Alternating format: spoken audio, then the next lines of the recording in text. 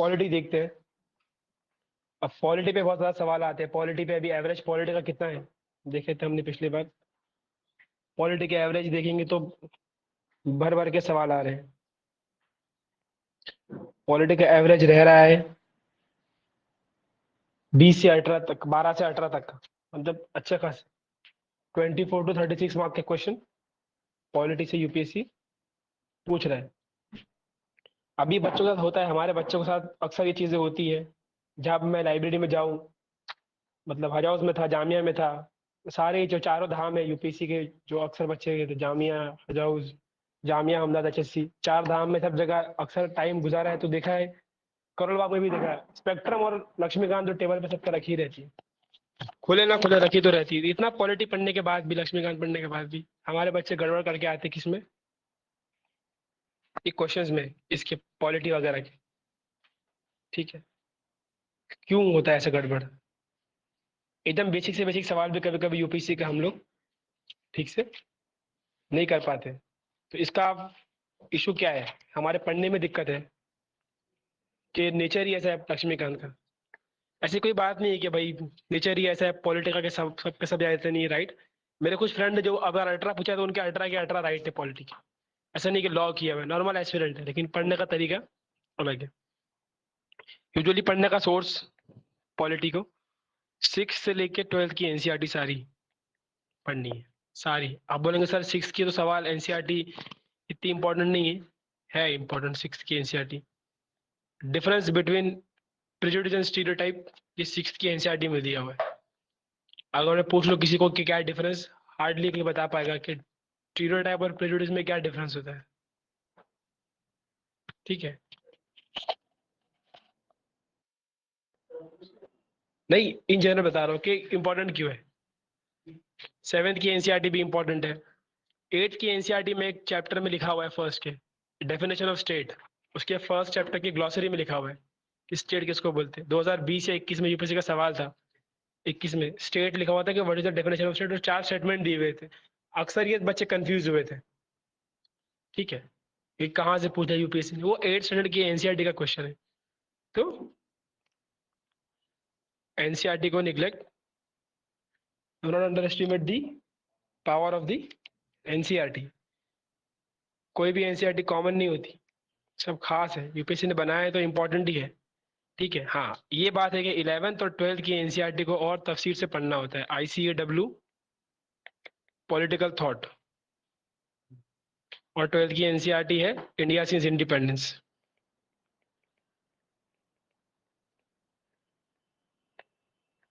ये एनसीईआरटी को बार बार पढ़नी होती है, इसको तो कम से कम 6 से 7 बार पढ़ो अच्छे से।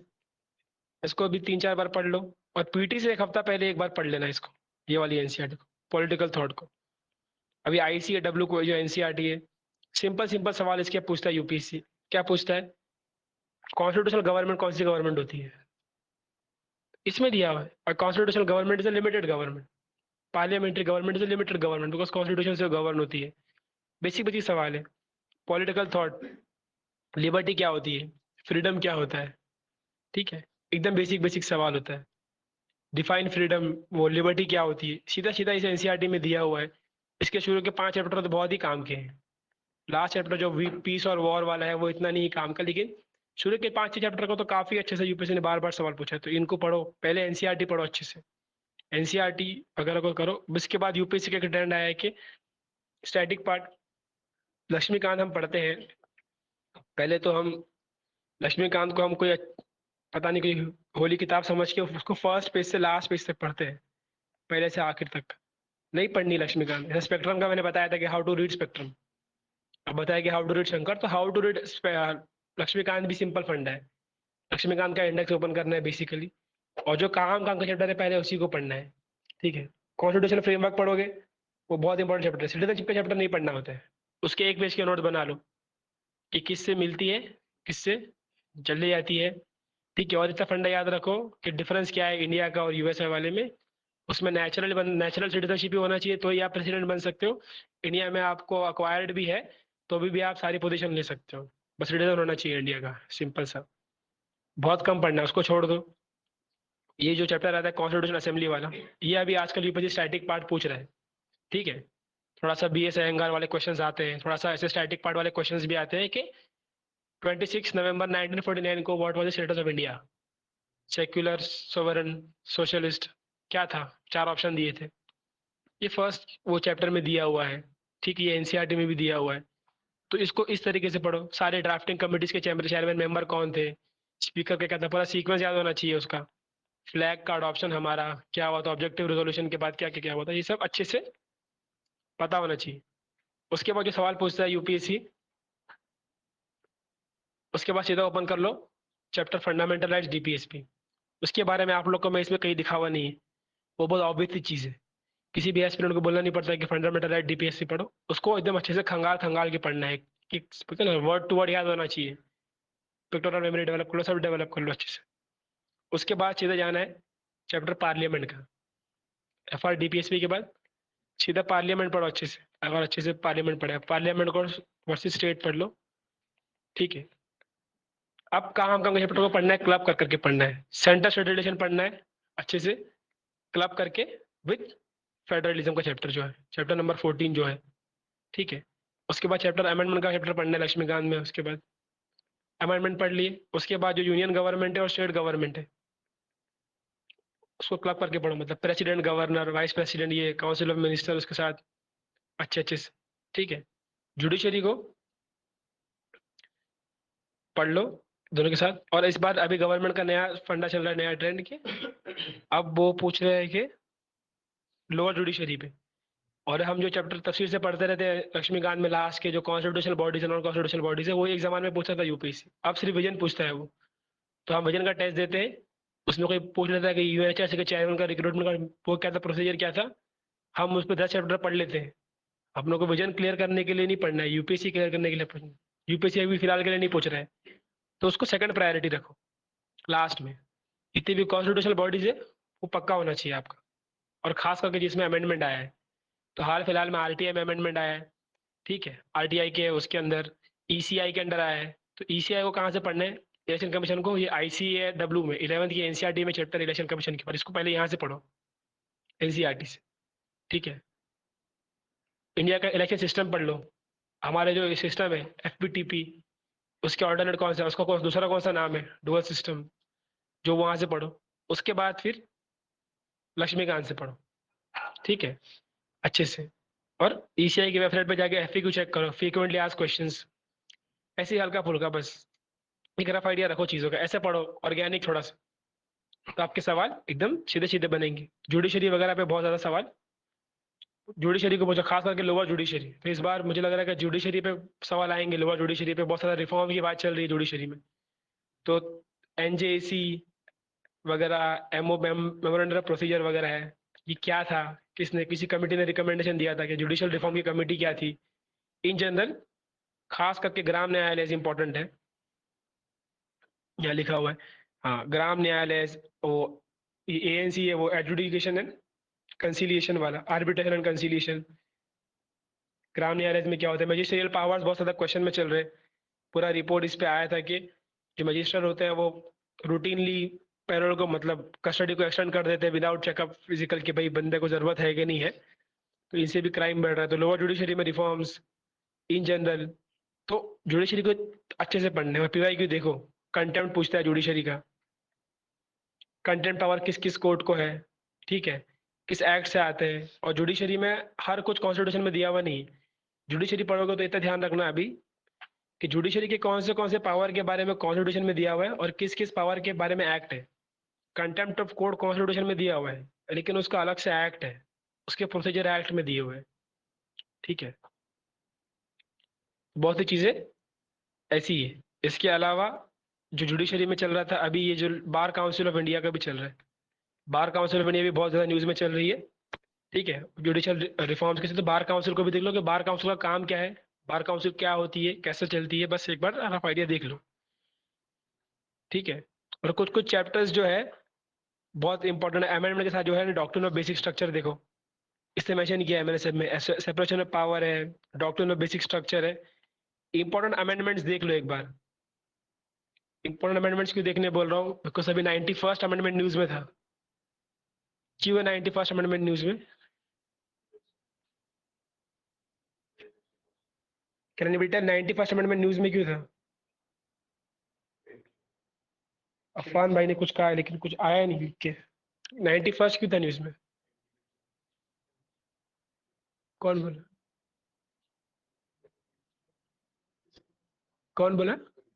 क्या? हाँ, एंटी डिफेक्शन की वजह से न्यूज में था ना, होलसेल डिफेक्शन के बारे में उसी में तो दिया हुआ है। 2/3 जो है अभी जाएंगे तो वो उसको देख लो।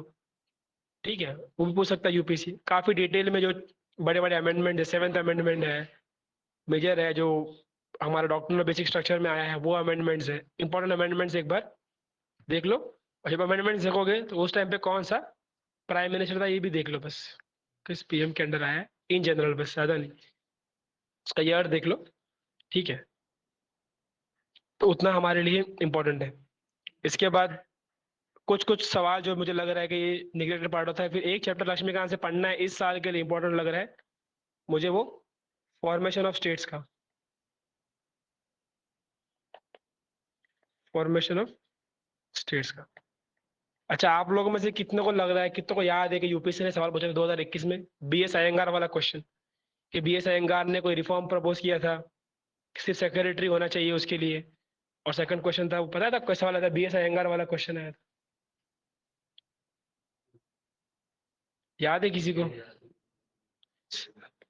एडमिनिस्ट्रेटिव रिफॉर्म सजेस्ट किया था, अयंगार वाला क्वेश्चन है, 2021 में पूछा था शायद से।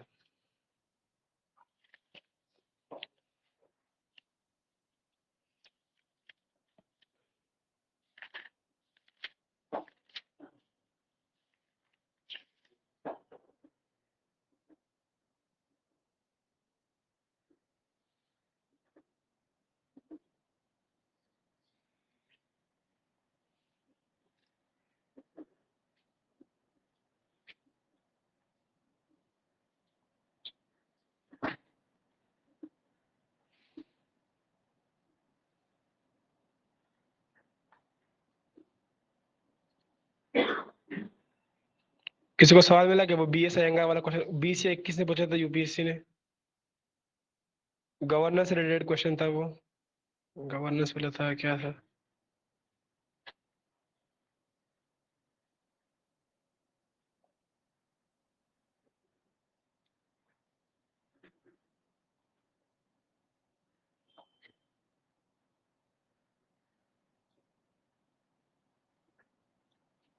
डालो क्वेश्चन, क्यों गूगल करो, बीएस अयंगार वाला क्वेश्चन करो गूगल, बीएस Ayyangar UPSC question, N Gopalaswami, N G Ayyangar, sorry, N G Ayyangar. मिला क्वेश्चन? सबको मिला क्वेश्चन? सबके सामने क्वेश्चन होना चाहिए ये वाला, वो एन जी अयंगार वाला, इसको पढ़ो एक minute. N. Gopalaswamy Iyengar committee suggested that minister and the secretary be designated solely for the purpose of subject of administrative reform. Second 1970 में डीओपीटी के अंडर एआरसी, और ये पीएमओ के अंडर पे रखा हुआ था। ठीक है, अब मुझे बताओ कि इसका सोर्स क्या था? एनीवन? मेरे को बच्चों को बताया भी था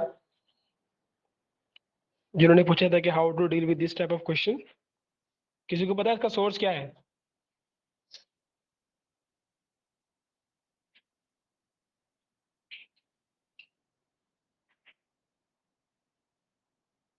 एनीवन? Any idea basic?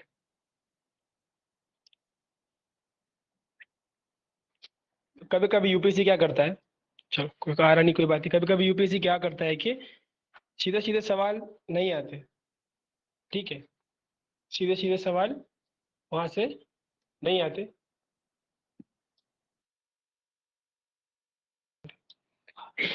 सीधे सीधे सवाल नहीं आते ना यूपीएससी के, तो थोड़ा सा बैकग्राउंड में जाके सवाल पूछता है यूपीएससी, मतलब कभी कभी एग्जामिनर को मन करा मस्ती करने का तो करता है ऐसे। ठीक है, अब ऐसे सवाल को छोड़ देना चाहिए फर्स्ट ऑफ ऑल, तो ये जो सवाल है एनजी अयंगार वाले सवाल है, नहीं आते छोड़ दो, 100 के 100 अटेम्प्ट करने भी नहीं होते।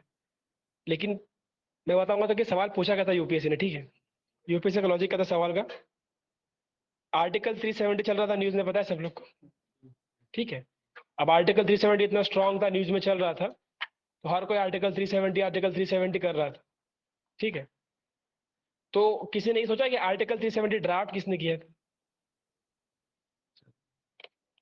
आर्टिकल 370 ड्राफ्ट किसने किया था, किसको आइडिया है? Anyone can tell me, can anyone tell me basically किसने ड्राफ्ट किया था आर्टिकल 370? अभी आप लोग पढ़ रहे हो, उतने 3-4 साल हो गए 370 को एब्रोगेट करके।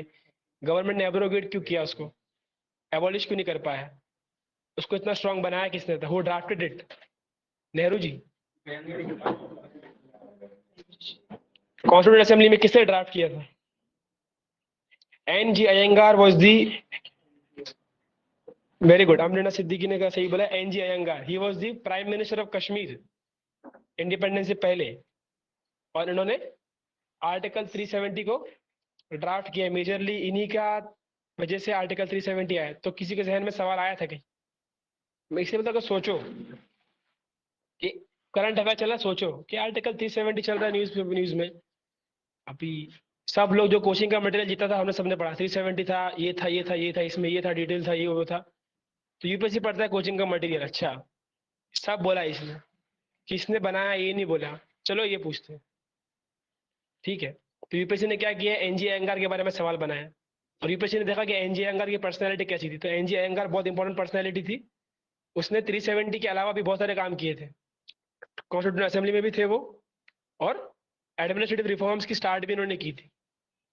यूपीएससी के पास दो ऑप्शन थे, अगर बना था 370 पर तो सीधे सीधे बच्चे लोग कुछ ना कुछ गैस कर लेते। तो यूपीएससी ने क्या किया, अयंगार के लाइफ के अदर एस्पेक्ट के बारे में पूछ लिया कि अयंगार इंपॉर्टेंट पर्सनैलिटी, 370 ड्राफ्ट किया, अयंगार ने क्या क्या किया था। यूपीएससी ने बस अयंगार को विकीपीडिया पे गूगल किया होगा, बस ऐसे है, गूगल पे विकीपीडिया पे जा रहा होगा एनजी अयंगार, तो पूरे दिखा दिया क्या क्या कॉन्ट्रीब्यूशन है। तो उसमें ये भी है कि उन्होंने एडमिनिस्ट्रेटिव रिफॉर्म्स की थी। एटलीस्ट हमको पता चल गया ना कहाँ से पूछता है यूपीएससी, जो बेसिक सवाल पूछता है यूपीएससी, जो हम नहीं पूछते, क्योंकि हम सवाल पूछने वाला बनाओ अपने आपको। बेसिक सवाल जो भी चल रहा है न्यूज़पेपर में कि अच्छा एक बेसिक देख लो मैं इसका, अभी जो भी करंट में चल रहा है तो स्टैटिक देख लूँ, ठीक है, तो उसका स्टैटिक पूछ लेता है यूपीएससी। वैसा मुझे लग रहा है अभी इस बार मुझे लग रहा है कि अब ईयर का चल रहा है 2023 चल रहा है ना, 2023 चल रहा है, ठीक है। अब 1953 आज से कितने साल पहले हुआ था, 70 ईयर्स पहले। उस टाइम पे क्या इंपॉर्टेंट इवेंट हुआ था, कोई बोल सकते हैं?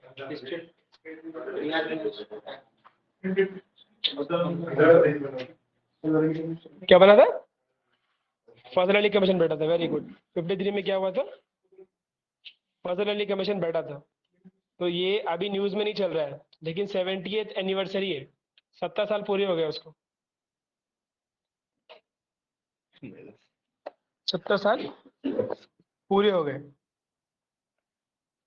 तो इसको सवाल बन सकता है, ठीक है। और ये स्टेट रिऑर्गेनाइजेशन का कश्मीर के बाद भी सवाल अभी तक आया नहीं है। तो कितनी यूटीज है इंडिया में बेसिकली, ठीक है, उसका क्राइटेरिया क्या था, एक क्लासिफिकेशन ऑफ क्या क्या क्राइटेरिया था, एबीसीडी ग्रुप में किसने बांटा था, एबीसीडी के बाद हमने यूटी कैसे बनाया, बस। और उसका सीक्वेंस थोड़ा बहुत अगर पता हो, शुरू के 10-20 साल का सीक्वेंस पता हो, ठीक है, तो वो एक बार देख के जाना। तो फजल अली कमीशन भी इस बार इंपॉर्टेंट है। तो बोल रहा हूँ इसी साल के बच्चों के लिए जो काम के है, यूटी और फॉर्मेशन का सीक्वेंस भी एक बार देख के जाओ थोड़ा सा, ठीक है। इसके बाद लोकल गवर्नमेंट, इसके बाद लोकल गवर्नमेंट, जो लोकल गवर्नमेंट भी इंपॉर्टेंट है, ठीक है। हर साल एक आध सवाल डायरेक्टली इनडायरेक्टली पूछता है यूपीएससी। लोकल गवर्नमेंट में बहुत सारा करंट अफेयर चल रहा था, तो लोकल गवर्नमेंट में कुछ कुछ बॉडीज है, डीपीसी, ग्राम पंचायत डेवलपमेंट प्लान तो बहुत इंपॉर्टेंट बॉडी है। फाइनेंस कमीशन ने, 15 फाइनेंस कमीशन ने भी इसके बारे में बात की थी। गवर्नमेंट ने नई स्कीम लॉन्च की है, ग्राम पंचायत डेवलपमेंट प्लान, उसको मतलब प्रमोट कर रहे हैं, ठीक है। तो ये भी देख के जाओ अच्छे से। और ये एसएससी स्टेट फाइनेंस कमीशन वगैरह का। इसके अलावा ट्राइबल्स का बहुत चल रहा है न्यूज़ में, हमारे president is from a tribal community, तो ट्राइबल का बहुत ज़्यादा चल रहा था न्यूज़ में। अंडमान निकोबार में डेवलपमेंट्स हो रहे हैं अभी आइलैंड्स को लेके। अंडमान निकोबार हमारे लिए अभी इम्पोर्ट हो जाता है किसके पॉइंट ऑफ व्यू से, ज्योग्राफी के पॉइंट ऑफ व्यू से भी। आइलैंड, कितने आइलैंड है, कितने आइलैंड है अंडमान निकोबार में, किसको आइडिया है? 45 कितने? 200 प्लस है, 200 प्लस तो 500 भी होते हैं, 1000 भी होते हैं, एग्जैक्ट कितने है, किसको आइडिया है कितने हैं? वेरी गुड, 550 अराउंड है, 536 ऐसे अराउंड कुछ है, तो वो पढ़ लिए, जितने भी स्टेट्स इंपॉर्टेंट है वो पढ़ लिए, कुछ कुछ काम काम की चीजें पढ़ लिए। तो ट्राइबल के रिलेटेड पॉलिटी में भी इंपॉर्टेंट है हमारा, ठीक है, जो थीम चल रही है। तो ट्राइबल से रिलेटेड आप लोगों को 6 शेड्यूल वर्सेस 5 शेड्यूल पढ़ना है। 6 और 5 में क्या डिफरेंस है शेड्यूल्स में, बिकॉज लद्दाख को शेड्यूल 6 चाहिए था, डिमांड चल रही थी। तो बीच में आ रहा था कि 5th शेड्यूल मतलब अभी अभी लद्दाख के पास क्या है, 6 क्यों देना चाहिए, किसको देना चाहिए, क्या क्राइटेरिया है।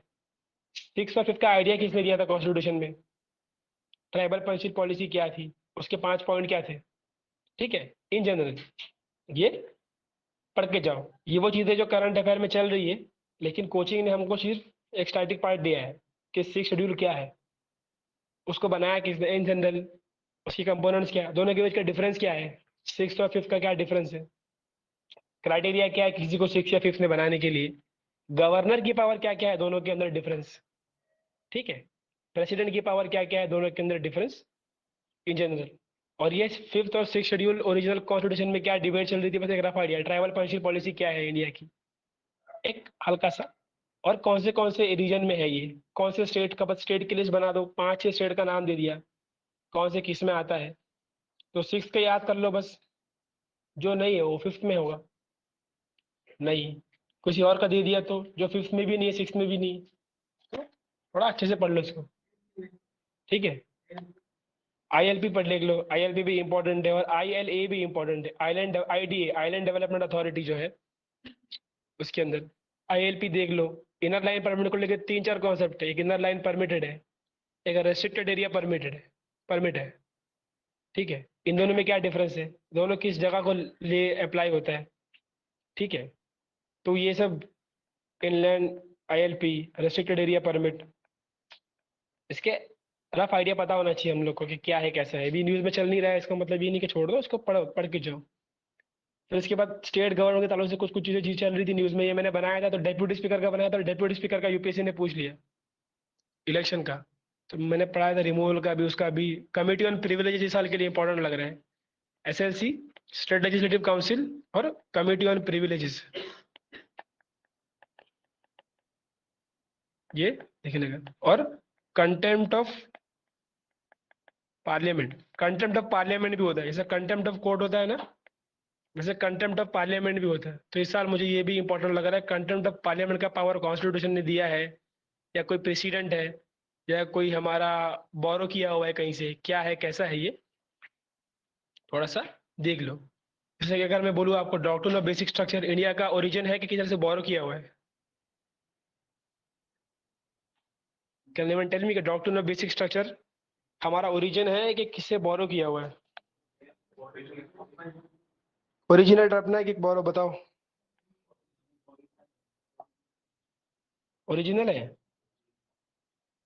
कॉन्सेप्ट मतलब अपना टाइप जो है ना, एज अ फॉर्म अपना ओरिजिनल, लेकिन as a concept borrowed from Weimar republic का, जर्मनी का कॉन्स्टिट्यूशन, मतलब जर्मनी के कॉन्स्टिट्यूशन से बोरोड किया हुआ था हमने।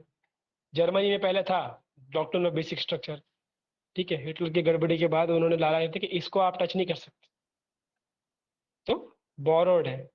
इंडिया में ओरिजिन हुआ है, इंडिया में इवॉल्व हुआ है, ठीक है। जो जुडिशरी ने बोला था कि इसको छेड़ नहीं सकते, तो किस किस को छेड़ नहीं सकते, ये हमारा ओरिजिनल है, लेकिन इसका नाम डॉक्ट्रिन ऑफ बेसिक स्ट्रक्चर होगा, ये कॉन्सेप्ट बोरोड है जर्मन कॉन्स्टिट्यूशन से। थोड़ा सा जो चल रहा है न्यूज में, ये पेपर कई विजन कवर नहीं करेगा, आपको क्या करना है बस थोड़ा सा एक्सप्लेन पढ़ना है। इंडियन एक्सप्रेस का आता है, एक पेपर इंडियन एक्सप्रेस आता है, बहुत से एस्पिरेंट को पता नहीं होगा। विजन के अलावा भी दुनिया है, वो आता है पेपर, अच्छा पेपर आता है, सस्ता आता है, अच्छा आता है, उसमें एक्सप्लेन पेज होता है। हर साल एक्सप्लेन पेज के बहुत सारे सवाल आते हैं यूपी से। एक क्वेश्चन था यूपीएससी में, पीवाईक्यू में देखोगे आप लोग, उसमें था अगर स्टेट गवर्नमेंट के लेजिस्लेटिव असेंबली में किसी चीज पे अगर कोई प्रेसिडेंट नहीं है, कोई बाय रूल और कोई बाय लॉ नहीं है, तो वो उस चीज में पार्लियामेंट के रूल को फॉलो करता है। ये लक्ष्मीकांत में नहीं दिया हुआ है, एनसीईआरटी में भी नहीं दिया हुआ है, ये पीआरएस के बंदे चक्षु रॉय ने इंडियन एक्सप्रेस में एक्सप्लेन में आर्टिकल लिखा था, और वहां से उठाया यूपीएससी ने पूछा। डॉक्ट्रिन ऑफ बेसिक स्ट्रक्चर के बारे में भी पूरा तफसील से आया था, और ये जो लाइन मैं आपको बोल रहा हूँ ये मैंने एक्सप्लेन में पढ़ी थी पीआरएस के अंदर, तो उसको मैंने गूगल करके चेक किया था, तो सही था। तो कभी पूछ लिया यूपीएससी ने तो क्या हम लड़ तो नहीं सकते यूपीएससी से जाके, एकदम इन जनरल बेसिक है। इवोल्यूशन ओरिजिनल मतलब इंडिया का है, क्या क्या होगा ये इंडिया के अपने डिस्क्रिप्शन पे, लेकिन एज अ कॉन्सेप्ट कि ऐसी चीज भी एग्जिस्ट करती है वो जर्मनी से लिया हुआ था। ठीक है, तो ये पता होना चाहिए। इसके बाद जो भी चीजें न्यूज में चल रही है ना, ईसीआई का स्टैटिक वगैरह, और यूपीएससी का भी स्टैटिक पार्ट पढ़ लो। ठीक है, यूपीएससी का स्टैटिक पार्ट के क्या होता है कैसा होता है वो भी देख लो, कितने मेंबर क्या नहीं है वो देख के जाओ। इसके बाद जो कुछ मोशंस मैंने मेंशन किए, सेंशर मोशंस और ओथ सेरेमनीज। ठीक है, खास करके सेंशर मोशंस कौन से होते हैं, और ओथ सेरेमनी मतलब वो दिया हुआ है बेसिकली कि किसके क्या डिस्कशन पे होना चाहिए, भी कंट्रोवर्सी चल रही थी। और एक लिस्ट तो प्रिपेयर कर लो बेसिकली। ये लिस्ट होती है कि अपॉइंटमेंट की और रिमूवल की। ठीक है, ये क्या लिस्ट है, किस किस को गवर्नर अपॉइंट करता है और रिमूव करता है, किस किस को प्रेसिडेंट अपॉइंट करता है रिमूव करता है, किस किस केसेस में अपॉइंट गवर्नर करता है और रिमूवल प्रेसिडेंट करता है, इन जनरल पता होना चाहिए। ठीक है, और एक लिस्ट बनाओ discretionary power of governor and president, ज्यादा किसके पास है और क्यों है और किस रिलेटेड है। ये हमको रफली हम पैच में पढ़ते हैं, कभी चैप्टर आ गया तो पढ़ लिए, डिटेल में हमको पूरा पता नहीं होता। ठीक है, और सवाल यूपीएससी में पीटी में डिटेल में पूछ लेता यूपीएससी तो याद नहीं आएगा।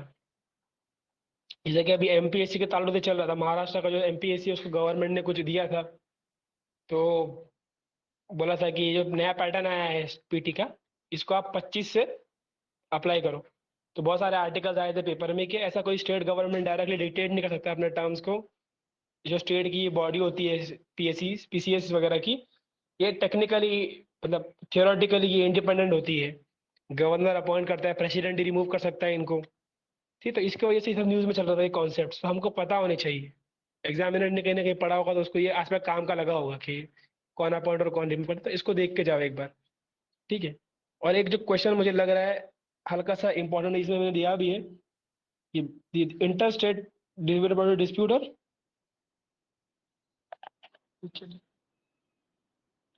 हाँ, inter state river water dispute है, ISRWD, और इंटर स्टेट काउंसिल, ये ऐसे देख लेना।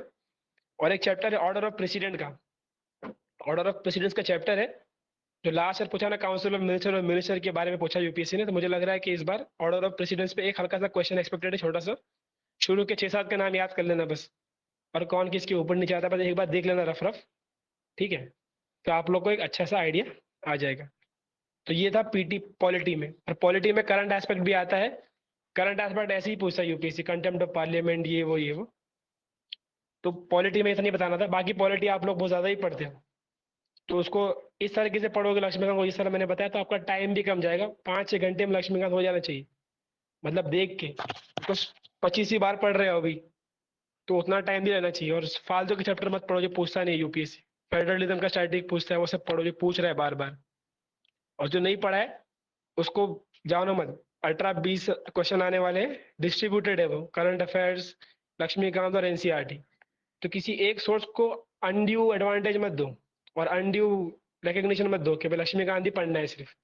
हाँ, लक्ष्मीकांत कंपाइल्ड है, नॉलेज मिलता है, टाइम लेता है, मेज में भी काम आता है, लेकिन तरीका सुधारो पढ़ने का। चैप्टर को प्रायोरिटाइज करो, उसमें कंटेंट को प्रायोरिटाइज करो, किसको इग्नोर करना है उसको इग्नोर करो। किसी किसी सब्जेक्ट की लिस्ट बना लो, मतलब जैसे कि कॉन्स्टिट्यूशनल बॉडीज और नॉन कॉन्स्टिट्यूशनल बॉडीज की एक पेज पे एक लिस्ट बना लो, एरो मतलब वो कॉलम मार के, कौन अपॉइंट करता है, कौन रिमूव करता है, किसको बिल प्रेजेंट करते हैं। ठीक है, किसके अंडर रिपोर्टिंग अथॉरिटी है, क्वालिफिकेशन क्या है, डिस्क्वालिफिकेशन क्राइटेरिया क्या है। बस 5-6 बना लिए, प्रेसिडेंट मेंबर कितने हैं। ठीक है, 5-6 बना दिए, एक पेज पे पूरा हो जाता है। बना हुआ मेरे पास सैंपल भी है, बच्चों को भेजा भी हूँ कि किस तरह से बनाना है। बड़ा सिंपल होता है, वैसे बना के आसान से मतलब सिंपली करो काम को, ऑर्गेनाइज करो, तो हो जाएगा पॉलिटी भी।